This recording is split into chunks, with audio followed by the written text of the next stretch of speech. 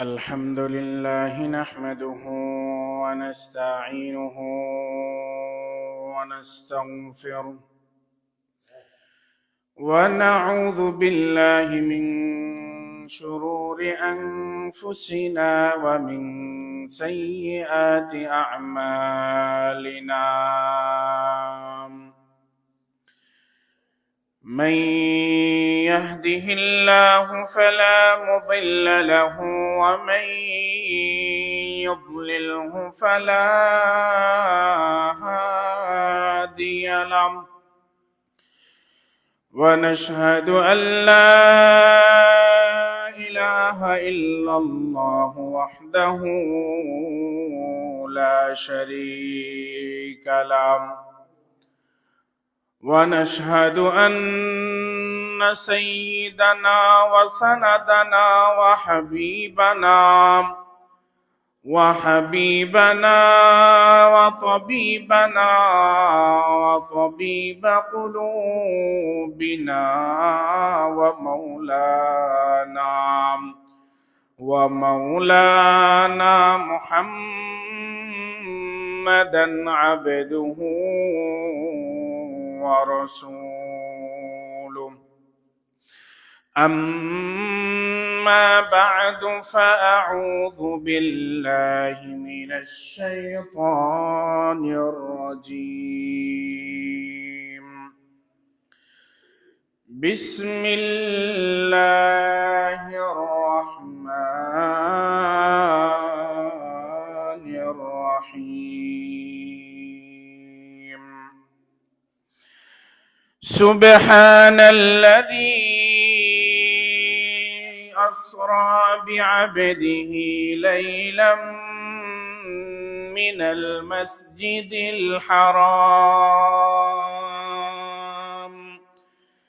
من المسجد الحرام إلى المسجد الأقصى الذي باركنا حوله لنريه من آياتنا إنه هو السميع البصير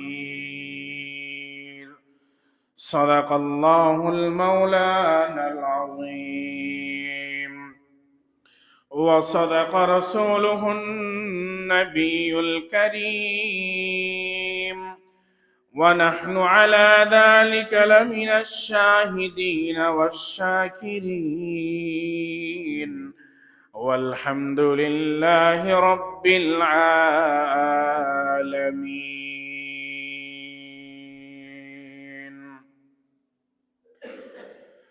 محمد رسول الله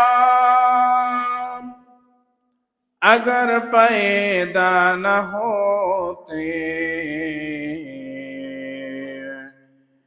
ज़मीन व आसमान पैदा न होते सुब्हानक ला इल्म लना इल्ला मा अल्लमतना إنك أنت العليم الحكيم সকলে দুরূদ শরীফ পড়ি اللهم صل على محمد وعلى آل محمد كما صليت على إبراهيم وعلى آل إبراهيم إنك حميد مجيد اللهم بارك على محمد وعلى آل محمد كما باركت على إبراهيم وعلى آل إبراهيم إنك حميد مجيد لا إله إلا الله لا إله إلا الله لا إله إلا الله لا إله إلا الله لا إله إلا الله لا إله إلا الله লা ইলাহা ইল্লাল্লাহু মুহাম্মাদুর রাসূলুল্লাহ সাল্লাল্লাহু আলাইহি ওয়াসাল্লাম। আলহামদুলিল্লাহ, মহান আল্লাহ পাক রব্বুল আলামিনের দরবারে অসংখ্য অগণিত শুকরিয়া আদায় করছি যে মহান আল্লাহ পাক রব্বুল আলামিন আমাদেরকে ঠান্ডার এই মৌসুমে গত শুক্রবারের ন্যায় এই শুক্রবারেও সকলের আগে আগে মসজিদে আসার বসার তৌফিক দিয়েছেন। এই জন্য সেই মহান মনিব রব্বুল আলামিনের দরবারে অন্তরে অন্তঃস্থল থেকে, দিলের গহীন থেকে আমরা সকলেই শুকরিয়া আদায় করছি, আলহামদুলিল্লাহ। ঠান্ডার এই মৌসুমটাকে ইবাদতের একটা পরীক্ষামূলক সময় বলা হয়। বলে কেন বলা হয়? যে গরমের যে মৌসুম রয়েছে, গরমের মৌসুমের মধ্যে সবাই পানির কাছাকাছি থাকতে চায়, সবাই বেশি বেশি পানি ব্যবহার করে, হাত ধোয়, মুখ ধোয়, পা ধোয়, মাঝে মধ্যে মাথায় দেয়, এরপরে দিনে কেউ কেউ কয়েকবারও গোসল করে থাকে। এটা হচ্ছে গরমের কালের একটা অবস্থান। কিন্তু ঠান্ডার দিনে, অর্থাৎ ঠান্ডার এই মৌসুমে সম্পূর্ণ বিপরীত অবস্থান দেখা যায়। যে মানুষ পানি থেকে দূরে থাকতে চায়, পানি ব্যবহার করতে চায় না, যারা মুরব্বী আছে তারা চায় যে একটু গরম পানি ব্যবহার করার জন্য, যাদের গলায় সমস্যা তারা চায় ঠান্ডা পানি না ব্যবহার করে সাধারণ পানির সাথে একটু গরম পানি মিক্স করে খাওয়ার জন্য সবাই ঠান্ডা থেকে বাঁচতে চায়। তারই পরিপ্রেক্ষিতে যে নামাজ পড়ার ক্ষেত্রেও যে অনেক মুসল্লি চায় যে এক ওয়াক্তের উজু দিয়ে দ্বিতীয় ওয়াক্ত কিভাবে পড়া যায়, আলহামদুলিল্লাহ এটা ভালো অভ্যাস, দরকারও, এটা প্রয়োজন আছে। তবে আবার এমন করা যাবে না যে আপনার পেটের বায়ু এটা একবারে চেপে রেখে, আপনার প্রস্রাব কিংবা আপনার বাথরুম চেপে রেখে আপনি এক ওয়াক্ত উজু করে দ্বিতীয় ওয়াক্তের জন্য অপেক্ষা করবেন, এটা ইসলাম অনুমোদন দেয় না। কেননা ফিকহের কিতাবগুলোর মধ্যে, মাসালার কিতাবগুলোর মধ্যে যে এমনও লেখা আছে যে যদি কাহারও ইস্তেঞ্জায় চাপ দেয়, কি দেয়, পুরো জীবনের জন্য মাসালাটা খেয়াল রাখবেন। আপনার খুব জোরে বাথরুম চাপ দিয়েছে, আপনার খুব জোরে প্রস্রাব চাপ দিয়েছে, আবার এখানে জামাতও শেষ হয়ে যাচ্ছে, এখন কি করবেন? প্রস্রাব পায়খানা করবেন নাকি জামাতে শরীক হবেন? এটার ফতোয়া কি? এটা মাসালা হচ্ছে উলামায়ে কেরামের, বড় বড় মুহাক্কিক উলামায়ে কেরামের ফতোয়া মাসালা ফিকহের কিতাবগুলোর মধ্যে লেখা আছে যে আপনার প্রস্রাবের খুব জোরে চাপ দিয়েছে, পায়খানার চাপ দিয়েছে, তখন উচিত হচ্ছে আগে আপনার ইস্তেঞ্জা সারা। কি করা? ইস্তেঞ্জা সারানো। ইস্তেঞ্জার চাপ রেখে নামাজ পড়া মাকরুহ। মাসালা কি বললাম? ইস্তেঞ্জার চাপ রেখে নামাজ পড়া মাকরুহ। হাদিসের মধ্যে এমনও আসছে যে আপনার খুব খানা ক্ষুধা আছে, একটা খানার দিকে আপনার খুব মন চাচ্ছে যে এটা খাবো, এটা খাবো, এই খানার জন্য আপনি যদি নামাজ পড়ে, নামাজের মধ্যে কি বসবে না? মনোযোগ বসবে না। ফুকাহায়ে কেরাম মাসালা কিতাবের মধ্যে লিখেছেন, তাহলে তুমি আগে খাও পরে নামাজ পড়ো। কি করো? আগে খাও পরে নামাজ পড়ো, এমনও লেখা হয়েছে। এবার এটার ব্যাখ্যা ভুল বুঝবেন না যে এখন মোটামুটি কিন্তু সবাই আমরা ক্ষুধার্ত নাকি, জুমাবারে হোক কিংবা দুপুরে জোহরের সময়ে ওয়াক্তে সবাই মোটামুটি ক্ষুধার্ত থাকে, জোহরের নামাজ পড়ে, জুমা নামাজ আদায় করে, এরপর হচ্ছে এখান থেকে গিয়ে ক্ষুধার্ত অবস্থায় তারা খানা খায়। আবার এর মানে এই নয় যে ক্ষুধার্ত অবস্থায় থাকলে আগে খানা খেতে হবে পরে নামাজ পড়তে হবে, বিষয়টা এমন না। এখানে বলা হয়েছে কোন একটা খানার দিকে আপনার খুব মন, এটা ছাড়া আপনার নামাজের মধ্যে মনেই বসবে না, ওই ক্ষেত্রে বলা হয়েছে আগে ওই খাদ্যটা কি করো? গ্রহণ করো, এরপরে নামাজ পড়ো।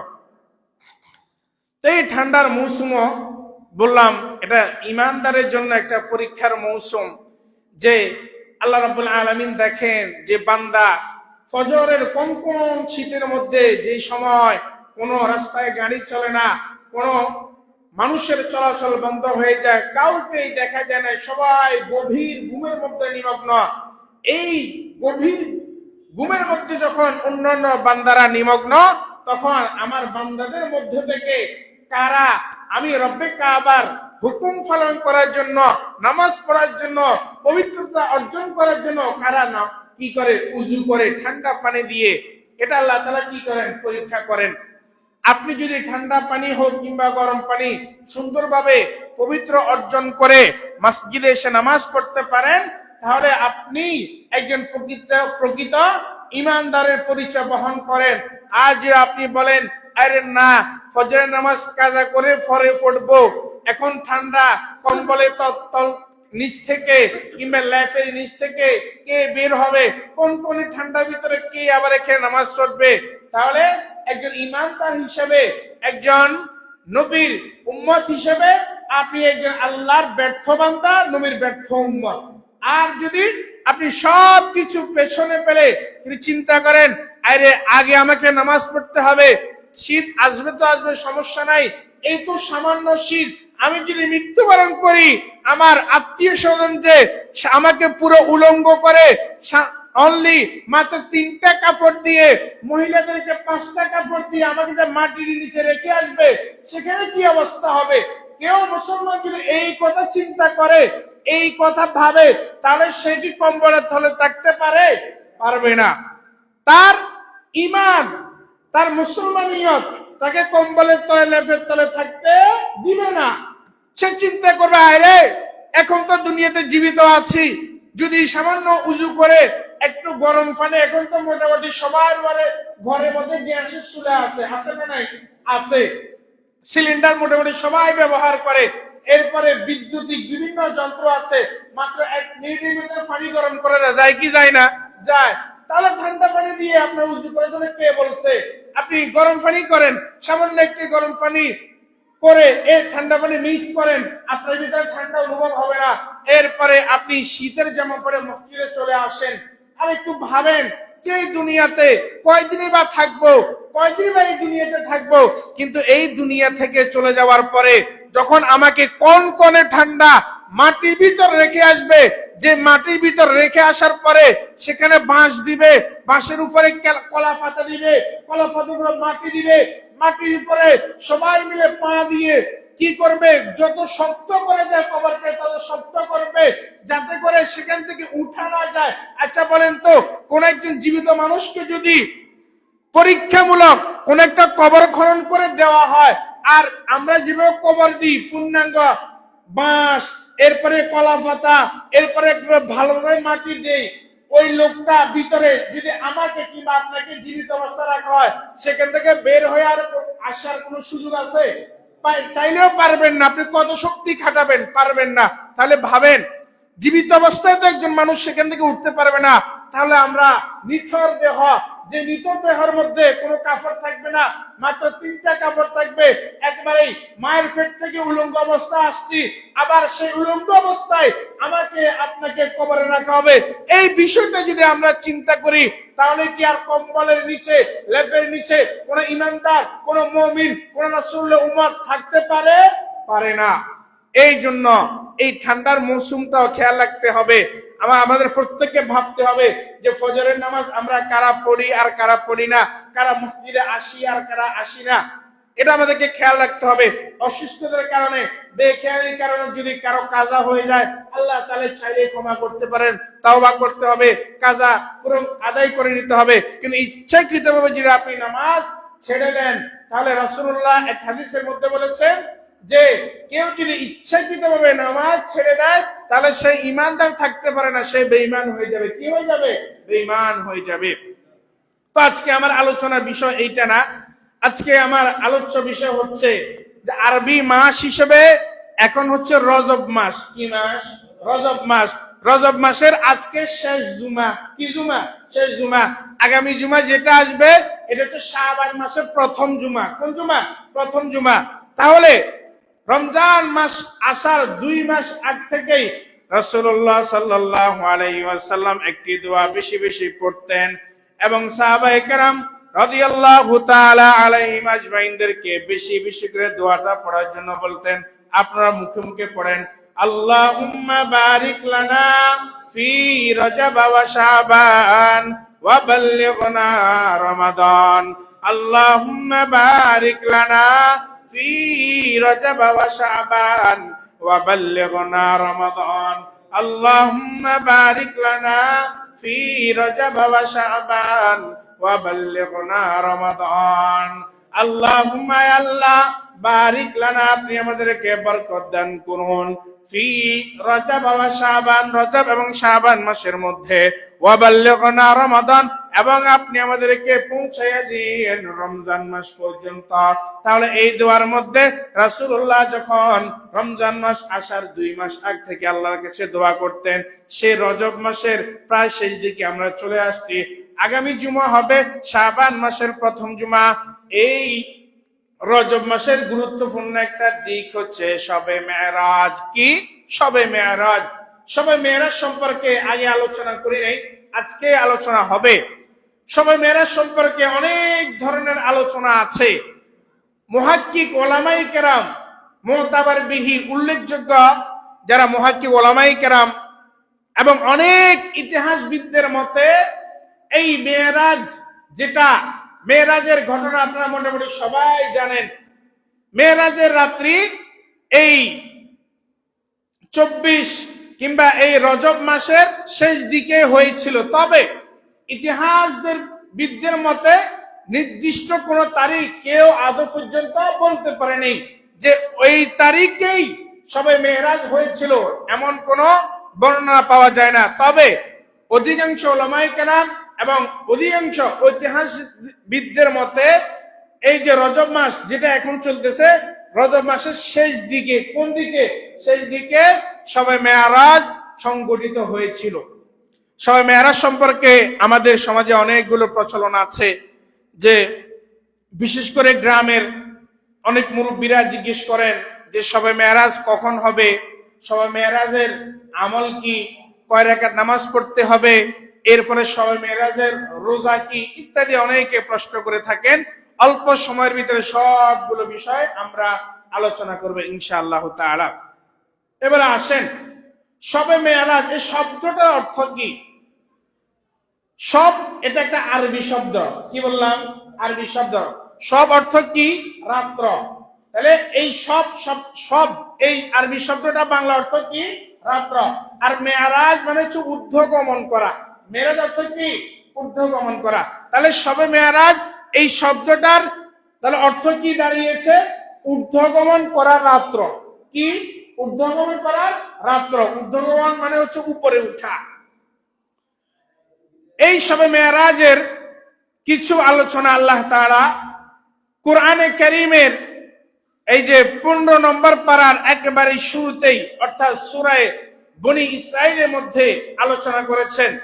আল্লাহ তাআলা বলেন, সুবহানাল্লাযী আসরা বিআবদিহি লাইলাম মিনাল মাসজিদিল হারাম ইলাল মাসজিদিল আকসা। আল্লাহ তাআলা এই সূরা বনী ইসরাঈলের মধ্যে শবে মেরাজের এই বিষয়টা উল্লেখ করেছেন। শবে মেরাজের বিশাল ঘটনা, যে শবে মেরাজ হয়েছিল, এটা অন্য কোন নবীর ক্ষেত্রে হয় নাই, শুধুমাত্র আমাদের নবী হযরত মুহাম্মদ রাসূলুল্লাহ সাল্লাল্লাহু আলাইহি সাল্লামের ক্ষেত্রেই শুধু এটা হয়েছিল। এর আগে আরেকটা বিষয় হয়েছিল, যে আমরা দুনিয়াতে দেখি যে কারো যদি হার্টের মধ্যে সমস্যা হয়, হার্টে যদি ব্লক হয়ে যায়, তাহলে 2টা চিকিৎসা করা হয়। কয়টা চিকিৎসা? 2টা চিকিৎসা। হার্টে ব্লক কেন হয়? যে কারো যদি অতিরিক্ত চর্বি থাকে, ওই চর্বিগুলো যে সমস্ত রগগুলোর মধ্যে রক্ত চলাচল করে, ওই চলাচলের জায়গাতে বাধাগ্রস্ত করে। যখন বাধাগ্রস্ত করে তখন এটার মধ্যে পিন করে, পিন মানে ব্যথা করে। তাহলে যখন কারো শরীরের মধ্যে অতিরিক্ত চর্বি হওয়ার কারণে রক্তের যে রগগুলো আছে, যেগুলো দিয়ে রক্ত প্রবাহিত করে, এগুলোর মধ্যে যখন চর্বি জমে যায়, এরপরে রক্ত চলাচলের মধ্যে বাধা হয়ে দাঁড়ায়। বাধা হয়ে যাওয়ার পরে সেখানে কি করে, ব্যথা করে। তখন ব্যথা করলে এরপরে অনেকগুলো পরীক্ষা নিরীক্ষা করার পরে দেখা যায় যে এখানে রক্তের যে সারি রয়েছে, চলাচলের রাস্তা রয়েছে, ওই রাস্তার মধ্যে চর্বি জমে গিয়েছে, যার কারণে রক্ত তার নির্দিষ্ট স্থান দিয়ে যেতে না পারে অন্য জায়গায় দিয়ে যাচ্ছে, যার কারণে মানুষটার শরীর কি করে, ব্যথা করে, বুকে ব্যথা করে। তো সাধারণত যদি কারো এমন রোগ হয় তাহলে তাকে দুইটা চিকিৎসা করায়, একটা হচ্ছে ওপেন হার্ট সার্জারি করা, আর একটা হচ্ছে রিং বসা। কয়টা চিকিৎসা? দুইটা চিকিৎসা।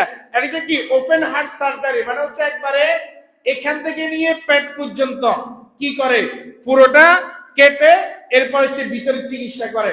আরেকটা হচ্ছে কাটা ছাড়া রিং বসায়। রিং বসায় এটারও সিস্টেম আছে যে এখানে ভিতরে বিভিন্ন বেলুনের মাধ্যমে এগুলোকে পুশ করা হয়, পুশ করে ওই চর্বিটাকে সরিয়ে দেওয়া হয় এবং সেখানে ভিন্ন আরেকটা লাইন দেওয়া হয় যাতে করে ওই চর্বিটা সরে গিয়ে সেখানে রক্ত চলাচল কি করতে পারে। আমার আব্বার এরকম রোগ হয়েছে, আমার আব্বুরও কি করা হয়েছে, ওপেন হার্ট সার্জারি করা হয়েছে। এই জন্য এই ব্যাপারে আমি টুকটাক আমার জানাশোনা আছে, এই জন্য আপনাদেরকে বলা। তো এটা কেন বললাম যে নবীজি সাল্লাল্লাহু আলাইহি সাল্লামকে যখন মেরাজ নিবে এর আগে দুইবার, কয়বার?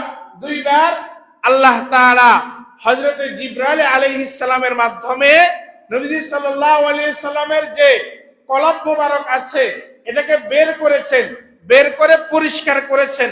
তাহলে নবীজি সাল্লাল্লাহু আলাইহি সাল্লামের সাথে মাত্র এই ঘটনা শুধু নবীজির সাথেই ঘটেছে যে আল্লাহ তাআলা নবীজি সাল্লাল্লাহু আলাইহি সাল্লামকে মেরাজে নেওয়ার আগে দুইবার তিনার সিনা মোবারককে কি করেছেন, পরিষ্কার করেছেন। মানে কি, এটাকে বের করেছেন, বের করার পরে পরিষ্কার পানির মধ্যে এটাকে পরিষ্কার করেছেন। যেরকম আমরা যে বাজারের মধ্যে কি দেখতে পাই যে কলিজা, এরপরে গুদ্দা, এরপরে ইত্যাদি যেগুলো থাকে সবগুলো মোটামুটি এক জায়গায় থাকে, এরপরে এগুলোকে খাদ্যনালী সহ নেওয়া হয়, নিয়ে এগুলোকে পরিষ্কার করা হয়। ঠিক আল্লাহ তাআলা নবী সাল্লাল্লাহু আলাইহি সাল্লামকে এতটাই ভালোবাসেন, এতটাই আল্লাহ তাআলার কাছে নবী সাল্লাল্লাহু আলাইহি সাল্লামের মর্যাদা এবং গুরুত্ব যে মেরাজের রাত্রিতে, মেরাজের নেওয়ার আগে আল্লাহ তাআলা নবী সাল্লাল্লাহু আলাইহি সাল্লামের রূহকে দুইবার পরিষ্কার করেছিলেন। কয়বার? দুইবার। বলে কেন করেছিলেন? এই যে দেখেন, চিন্তা করেন যে আপনি এমন কোন ইতিহাস পাবেন না যে কোন নবী কিংবা কোন রাসূল সরাসরি আল্লাহর সাথে সাক্ষাৎ করেছেন। আমাদের নবী ব্যতীত অন্য কোন নবীর ব্যাপারে এমন কোন বর্ণনা আছে নাই। একমাত্র আমার আপনার কলিজার টুকরা নবী সরকারে দো আলম সাইয়্যিদুল মুরসালিন রাহমাতুল লিল আলামিন হযরতে মুহাম্মদুর রাসূলুল্লাহ সাল্লাল্লাহু আলাইহি ওয়াসাল্লামের ব্যাপারে এটা আছে। আল্লাহ তাআলা তার সাথে নবী সাল্লাল্লাহু আলাইহি ওয়াসাল্লামের সাক্ষাৎ হবে, এই জন্য আগ থেকেই স্পেশালি ভাবে শুধুমাত্র আমাদের নবী সাল্লাল্লাহু আলাইহি ওয়াসাল্লামের কলব মোবারক আল্লাহ তাআলা দুইবার কি করেছেন, ধৌত করেছেন, পরিষ্কার করেছেন। এরপরে মেরাজের যখন সময় ঘটিয়ে আসলো, দুটি বর্ণনা আছে এই ব্যাপারে যে নবী সাল্লাল্লাহু আলাইহি ওয়াসাল্লাম হাতিমে কাবা, হাতিমে কাবা আপনারা যারা হজ উমরা করতে গিয়েছেন আপনারা দেখেছেন যে কাবা শরীফের পাশে যে যে চতুর্পাশে খালি কিছু এক জায়গায় খালি কিছু জায়গা আছে, এখানের মধ্যে সাধারণত কেউ যায় না এবং যাওয়া নিষিদ্ধ। যে হাতিমে কাবা ওই জায়গাটাকে বলা হয়। নবী সাল্লাল্লাহু আলাইহি ওয়াসাল্লাম হাতিমে কাবার মধ্যে তিনি শুয়েছিলেন। এরপরে হযরত জিবরাইল আলাইহিস সালাম নবী সাল্লাল্লাহু আলাইহি ওয়াসাল্লামকে ওই যে মসজিদে, ওই যে কোরআন আয়াত পড়লাম, সুবহানাল্লাযী আসরা বিআবদিহি লাইলাম মিনাল মাসজিদিল হারাম ইলাল মাসজিদিল আকসা, মসজিদে হারাম থেকে মসজিদে আকসা। নবী সাল্লাল্লাহু আলাইহি ওয়াসাল্লামকে হযরত জিবরাইল আলাইহিস সালাম মসজিদে হারাম থেকে ওই যে মসজিদে আকসা পর্যন্ত কি করেছেন, তিনি নিয়ে গেছেন। এরপরে বুরাক নামে একটি বাহন, নাম কি? বুরাক। এই বুরাক নামক বাহনটার ভিতরে নবী সাল্লাল্লাহু আলাইহি ওয়াসাল্লামকে উঠিয়ে হযরত জিবরাইল আলাইহিস সালাম নিয়ে গেলেন। কোথায়? আসমানের উপরে। আসমানের উপরে নেওয়ার পরে প্রথম আসমানে যখন ভেদ করলেন, ঢুকলেন, এরপরে নবীজি সাল্লাল্লাহু আলাইহি ওয়াসাল্লামের সাথে আমাদের পিতা হযরতে আদম আলাইহিস সালামের সাথে সাক্ষাৎ হয়েছে। কার সাথে? হযরতে আদম আলাইহিস সালামের সাথে। আদম আলাইহিস সালামের সাথে প্রথম আসমানে সাক্ষাৎ হয়েছে, নবীজি সাল্লাল্লাহু আলাইহি ওয়াসাল্লামের সাথে কৌশল বিনিময় হয়েছে। এরপরে দ্বিতীয় আসমানে হযরতে ঈসা আলাইহিস সালামের সাথে সাক্ষাৎ হয়েছে। দ্বিতীয় আসমানে কার সাথে সাক্ষাৎ হয়েছে? ঈসা আলাইহিস সালামের সাথে। হযরতে ঈসা আলাইহিস সালামের ব্যাপারে আমি আরেকটা জুমাতে বলেছিলাম যে আহলে সুন্নাত ওয়াল জামায়াতের আকীদা মোতাবেক, আকীদা হচ্ছে হযরতে ঈসা আলাইহিস সালামকে আল্লাহ তাআলা কুদরতিভাবে আসমানে উঠিয়ে নিয়েছেন। আকীদা কি? হযরতে ঈসা আলাইহিস সালামকে আল্লাহ তাআলা কুদরতিভাবে আসমানে উঠায় নিয়েছেন। কিন্তু যারা খ্রিস্টান আছে, খ্রিস্ট ধর্মের অবলম্বী, তারা বলে যে হযরতে ঈসা আলাইহিস সালামকে নাকি শুলিতে ছড়ানো হয়েছিল। বলে না নাউজুবিল্লাহ। এই জন্য যারা খ্রিস্ট ধর্মাবলম্বী আছে তারা খ্রিস্টানদের ওই একটা উৎসবে এটা আছে যে যেদিন তারা এটা পালন করে যে ঈসা আলাইহিস সালামকে নাকি শুলিতে ছড়ানো হয়েছিল। অথচ যারা আহলে সুন্নাত ওয়াল জামায়াত আছে, অর্থাৎ আমরা, আমাদের আকীদা হচ্ছে যে নবীজি সাল্লাল্লাহু আলাইহি ওয়াসাল্লামের যে একটা ঐতিহাসিক হাদিস আছে, আনা খাতামুন নাবিয়্যিন লা নাবিয়্যা বাদ, আমি শেষ নবী, আমার পরে দুনিয়াতে আর কোন নবী আসবে না, কিন্তু একজন নবী কিয়ামতের আগে আবার আসবেন, তবে তিনি নবী হিসেবে আসবেন না, মুহাম্মদুর রাসূলুল্লাহ সাল্লাল্লাহু আলাইহি সাল্লামের উম্মত হিসেবে আসবেন। তিনার নাম কি? হযরতে ঈসা আলাইহিস সালাম।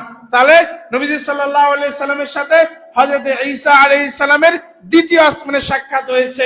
এরপরে দুজনের সাথে সাক্ষাৎ হলো, কুশল বিনিময় হলো। এরপরে তৃতীয় আসমানে রাসূলুল্লাহ সাল্লাল্লাহু আলাইহি সাল্লাম গেলেন, এরপরে চতুর্থ আসমানে, এরপরে পঞ্চম আসমানে, এরপরে ষষ্ঠ আসমানে, এরপরে কি সপ্তম আসমানে। এক এক আসমানে এক একজন নবীর সাথে দেখা হয়েছিল। যেরকম পঞ্চম আসমানে হযরতে মুসা আলাইহিস সালামের সাথে সাক্ষাৎ হয়েছিল। মুসা আলাইহিস সালামের সাথে আসার পথে সাক্ষাতে কি হয়েছিল সেটা পরে বলছি। যাওয়ার সময় পঞ্চম আসমানে হযরতে মুসা আলাইহিস সালামের সাথে সাক্ষাৎ হয়েছিল। ষষ্ঠ আসমানে আমাদের জাতির পিতা, মুসলিম জাতির পিতা হযরতে ইব্রাহিম আলাইহিস সালামের সাথে সাক্ষাৎ হয়েছে। বলেন আল্লাহু আকবার। আমাদের স্কুল কলেজগুলোর ভিতরে, বিশেষ করে প্রাথমিক বিদ্যালয় যেগুলো আছে, এগুলোর প্রত্যেকটা বইয়ের ভিতরে আমরা দেখেছি যে লিখে দেওয়া হয়েছে যে জাতির পিতা হচ্ছে বঙ্গবন্ধু। কি লিখেছে? জাতির পিতা বঙ্গবন্ধু। একটা কথা খেয়াল রাখবেন, আমাদের সকল শিশুদেরকে আমরা দেখেছি শিখিয়ে দেওয়া হয়েছে যে জাতির পিতা হচ্ছে বঙ্গবন্ধু। বঙ্গবন্ধুর নাম নেওয়ার আগেই কি জাতির পিতা বলতো। অথচ কোন মুসলমান যদি মনে করে যে মুসলিম জাতির পিতা হচ্ছে বঙ্গবন্ধু, তাহলে ঈমান থাকবে না বেঈমান হয়ে যাবে? বেঈমান হয়ে যাবে। সুতরাং আপনাকে আগে শিক্ষা দিতে হবে একজন মুসলমান হিসেবে, একজন ঈমানদার হিসেবে, জাতির পিতা কে? হযরত ইব্রাহিম আলাইহিস সালাম। কিন্তু আমাদের শিশুদেরকে শিক্ষা দেওয়া হয়েছিল কি? জাতির পিতা বঙ্গবন্ধু। তাহলে বঙ্গবন্ধু কখনো জাতির পিতা হতে পারে না। তবে হ্যাঁ, এতটুকু বলা যেতে পারে, আমাদের বাংলাদেশের স্বাধীনতা সার্বভৌমত্বের জন্য যে কয়জন মানুষ লড়াই করেছেন, জীবন দিয়েছেন, বা যাদের অবদান আছে, তাদের মধ্যে একজন বঙ্গবন্ধু ছিলেন। এই জন্য আমরা তাকে বাংলাদেশের মানুষের জাতির পিতা বলতে পারি, এটা স্বাভাবিক একটা বিষয়। কিন্তু আমাদের সন্তানদেরকে যেভাবে শিখানো হয়েছিল যে জাতির পিতা বঙ্গবন্ধু, তাহলে এটা মুসলমান হিসেবে, ইমানদার হিসেবে আমরা মানতে পারি না। তবে একটা রাষ্ট্র হিসেবে, একটি রাষ্ট্রের সার্বভৌমত্ব হিসেবে তিনি যেহেতু একজন রাষ্ট্রের অনেক বড় দায়িত্বে ছিলেন, এরপরে স্বাধীনতার সময়ও তিনারও অনেক অবদান ছিল, এই হিসাবে তাকে আমরা শ্রদ্ধার জায়গায় রাখতে পারি। কিন্তু একজন মুসলমান হিসেবে, একজন ইমানদার হিসেবে, একজন মুসলমান সন্তান হিসেবে আমরা আমাদের জাতির পিতা একজনই, তিনি কে? হযরত ইব্রাহিম আলাইহিস সালাম। তো সেটা বলছিলাম যে পঞ্চম আসমানে মুহাম্মদ রাসূলুল্লাহ সাল্লাল্লাহু আলাইহি সাল্লামের সাথে সাক্ষাৎ হয়েছিল হযরত মূসা আলাইহিস সালামের সাথে। এরপরে সপ্তম আসমানে আমাদের জাতির পিতা, মুসলিম জাতির পিতা হযরত ইব্রাহিম আলাইহিস সালামের সাথে সাক্ষাৎ হয়েছিল। খুব বুঝবেন, সময় কম, অল্প সময়ের মধ্যে শেষ করছি। এরপরে যখন সপ্তম আসমানে গেলেন, এরপরে আরো উপরে চলে গেলেন সিদরাতুল মুনতাহা। কোথায় চলে গেলেন? সিদরাতুল মুনতাহা। দুইজন, কয়জন? দুইজন। একজন হচ্ছেন হযরতে জিবরাইল আলাইহিস সালাম, দ্বিতীয়জন আমাদের কলিজার টুকরা নবী হযরত মুহাম্মদ রাসূলুল্লাহ সাল্লাল্লাহু আলাইহি সাল্লাম গেলেন সিদরাতুল মুনতাহা। এরপরে নবী সাল্লাল্লাহু আলাইহি সাল্লাম আগে বাড়ছেন, কিন্তু জিবরাইল আর আগে বাড়ে না। কি করে না? আগে বাড়ে না। এখন নবী সাল্লাল্লাহু আলাইহি সাল্লাম বললেন, কিরে, আমরা তো একবারে শুরু থেকেই এখানে প্রথম, দ্বিতীয়, তৃতীয়, চতুর্থ, পঞ্চম, ষষ্ঠ, সপ্তম, এরপরে সপ্তম আসলাম ভেদ করে সিদরাতুল মুনতাহা পর্যন্ত চলে আসলাম।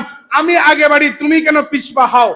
এরপরে হযরত জিবরাইল আলাইহিস সালাম বললেন, ও আমার হাবিব, আপনি জানেন না যে আমাকে ফেরেশতাদেরকে কি দ্বারা সৃষ্টি করা হয়েছিল? বলেন কি দ্বারা? নূর দ্বারা। ফেরেশতাদের কিসের দ্বারা সৃষ্টি করেছে? এরপরে আল্লাহর কাছ থেকে 50 ওয়াক্ত নামাজ নিয়ে নবী সাল্লাল্লাহু আলাইহি সাল্লাম সপ্তম আসমানে আসলেন। এরপরে পঞ্চম আসমানে আসলেন। পঞ্চম আসমানে আসার পরে হযরত মূসা আলাইহিস সালামের সাথে সাক্ষাৎ হলো। কার সাথে? মূসা আলাইহিস সালামের সাথে সাক্ষাৎ হলো। মূসা আলাইহিস সালামের সাথে সাক্ষাৎ হওয়ার পরে মূসা আলাইহিস সালামকে যখন বললেন যে আল্লাহ তাআলা আমার উম্মতের জন্য 50 ওয়াক্ত নামাজ দিয়েছেন, মূসা আলাইহিস সালাম বললেন, ইয়া রাসূলুল্লাহ, আপনার উম্মত তো অলস হবে, তারা 50 ওয়াক্ত পারবে না, আপনি 5 ওয়াক্ত কমায় নিয়ে আসেন, আপনি 45 ওয়াক্ত নেন। এরপরে যখন আবার আসলেন, আল্লাহর কাছে আরজি দিলেন, রাসূলুল্লাহ, আল্লাহ তাআলা 5 ওয়াক্ত কমায় দিলেন, 45 ওয়াক্ত। এরপরে মূসা আলাইহিস সালামের কাছে যখন আবার আসেন, মূসা আলাইহিস সালাম ফিকির করলেন, চিন্তা করলেন যে ইয়া রাসূলুল্লাহ, আপনার উম্মত বেশি অলস হবে, তারা 45 ওয়াক্ত পারবে না, আপনি আরো 5 ওয়াক্ত কমান। এরকম ভাবে মূসা আলাইহিস সালামের অনুরোধে নবী সাল্লাল্লাহু আলাইহি সাল্লাম আল্লাহ তাআলার কাছে অনুরোধ করে, আরজি করে কমাতে কমাতে 5 ওয়াক্ত নিয়ে আইছেন। কয় ওয়াক্ত? 5 ওয়াক্ত। মূসা আলাইহিস সালাম সর্বশেষ বলেন, ইয়া রাসূলুল্লাহ, আপনার উম্মত এত অলস হবে, তারা 5 ওয়াক্ত পড়তে পারবে না। এরপরে নবী সাল্লাল্লাহু আলাইহি সাল্লাম মূসা আলাইহিস সালামকে বললেন, ও মূসা, আল্লাহর কাছে আরজি করতে করতে 50 ওয়াক্ত থেকে 5 ওয়াক্ত 5 ওয়াক্ত এরকম কমাতে কমাতে আমি 5 ওয়াক্ত নিয়ে আসছি।